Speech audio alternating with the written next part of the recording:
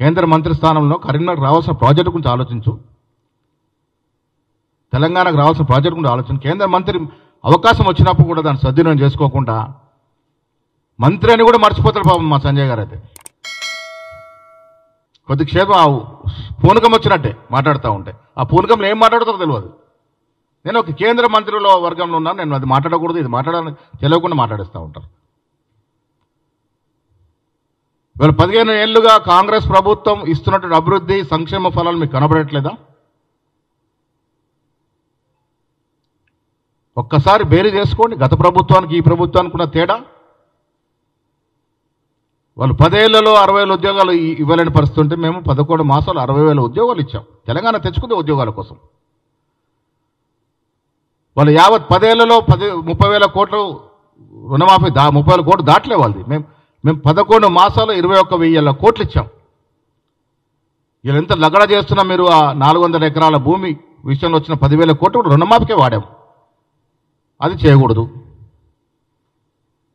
400 ఎకరాల్లో మంచి మంచి కంపెనీలు వచ్చి కట్టడాలు వస్తే 5 లక్షల ఉద్యోగాలు వస్తారా బాబు అంటే ఇనే పరిస్థితి లేదు. మాకు ఉద్యోగాలు వద్దని వాళ్ళొద్దని వీళ్ళొద్దని చెప్తా ఉన్నారు.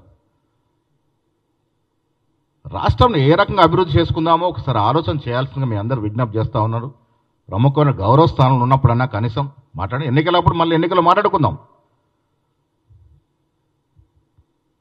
రోజు కులము మతము మళ్ళీ రజాకాల జమానా వస్తుంది. ఎందుకు వస్తాయా రజాకాల జమానా?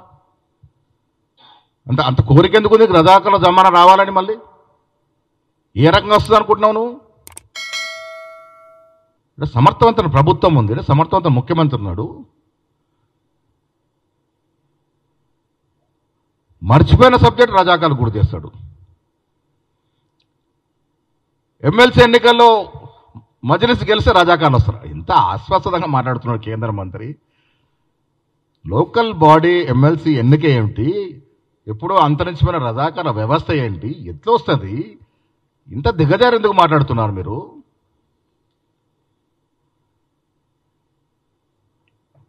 ఇది మంచి పద్ధతి కానే కాదు. మీరు ఎంఐఎంకు సపోర్ట్ చేసే ప్రయత్నం చేస్తే, ఓటింగ్ కు రాకుండా ఉండే ప్రయత్నం చేస్తే మీ డివిజన్లలో హిందువులు మాత్రం నెక్స్ట్ ఎన్నికల్లో మిమ్మల్ని ఓడగొట్టడం ఖాయం. మీ రాజకీయ భవిష్యత్తు మొత్తం సర్వనాశనం అవుతుంది. ఇంకా 6 నెలల కోసం మీరు చూస్తారా? నెక్స్ట్ భవిష్యత్తు చూస్తారా? మేమైతే వదిలిపెట్టాం. మేము ఎంఐఎం పార్టీని కూకటి వేలతో పెకిలించడానికే మేము ఉన్నాం. కానీ మీ కాంగ్రెస్ పార్టీ బీఆర్ఎస్ పార్టీ ఆది నాయకత్వం అంతా కూడా ఈ భాగ్యనగరాన్ని ఎంఐఎం పార్టీకి ఇవ్వడానికి ప్రయత్నం చేస్తున్నది. ఎన్నికలను బహిష్కరించినా కూడా ఇండైరెక్ట్ గా ఎంఐఎం పార్టీ సపోర్ట్ చేసినట్టే.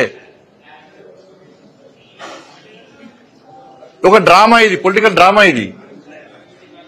మీ డివిజన్లలో 80% హిందువులు ఉన్న విషయాన్ని మీరు గుర్తుంచుకోండి. కార్పొరేటర్లకు మేము మీకు వ్యతిరేకంగా విమర్శిస్తలే. మేము ఎంఐఎం పార్టీకి వ్యతిరేకంగా ఓటేయండి, ఓటింగ్ లో పాల్గొనండి మేము అప్పీల్ చేస్తున్నాం. మేము ఎక్కడ కూడా హిందూ యూత్ గాని హిందూ సమాజం గాని ఇప్పటికే ప్రెషర్ బాగా వస్తున్నది. మాకు విపరీతమైన ఫోన్లు వస్తున్నాయి ఆయా డివిజన్ నుంచి. అరే 15 నిమిషాల సమయం ఇస్తే నరికి చంపుతున్నారు మమ్మల్ని ఎంఐఎం పార్టీ. అటువంటి పార్టీకి మా కార్పొరేట్ ఓటేస్తాడా? అటువంటి పార్టీకి బీఆర్ఎస్ కాంగ్రెస్ సపోర్ట్ ఇస్తారా? మా దేవులను అవమానపరిచిర్రు, మా గోమాతను వధిస్తున్నారు. అటువంటి ఎంఐఎం పార్టీకి బీఆర్ఎస్ కాంగ్రెస్ పార్టీ సపోర్ట్ చేస్తాయా? మా హిందూ సమాజాన్ని చీల్చే ప్రయత్నం చేస్తున్నారు. అటువంటి ఎంఐఎం పార్టీకి BRS party Congress party support చేస్తారా? వాళ్ళని గెలిపిస్తారా అని చెప్పి హిందూ సమాజం ఈ భాగ్యనగర్ లో చాలా ఆగ్రహంగా ఉన్నారు. ఆయా కార్పొరేటర్ల మీద ఒత్తిడి తీసుకొస్తారు గ్యారంటీ. ఇప్పటికే స్టార్ట్ అయింది చాలా డివిజన్లలో కూడా. ఇంతకుముందు సమావేశం జరిగినప్పుడు చాలా మంది మా డివిజన్ అధ్యక్షులు చెప్తున్నారు, అన్న మా డివిజన్లలో హిందూ సమాజం అంతా ఒకటైంది. కార్పొరేటర్లు గిట్టారు ఓటింగ్ లో పాల్గొనకుంటే, ఎంఐఎం పార్టీకి వ్యతిరేకంగా ఓటు వేయకుంటే ఎట్టి బస్సులో హిందువులు వాళ్ళను నెక్స్ట్ ఎలక్షన్ లో వాళ్ళకు ఓటు వేసే ప్రసక్తి అని చెప్పి కుండ బదులు కొంటారు స్పష్టం చేస్తున్నారు. ఇది అనుకుంటారు కావచ్చు, ఇంకా 6 నెలల దాకా ఉంటుందని చెప్పి. పక్కా 6 నెలల తర్వాత జరిగే జిహెచ్ఎంసీ ఎన్నికల్లో ఈ BRS party Congress party corporator డివిజన్లలో ఓటు వేసినప్పుడు ప్రజలకు ఇదే గుర్తొస్తుంది.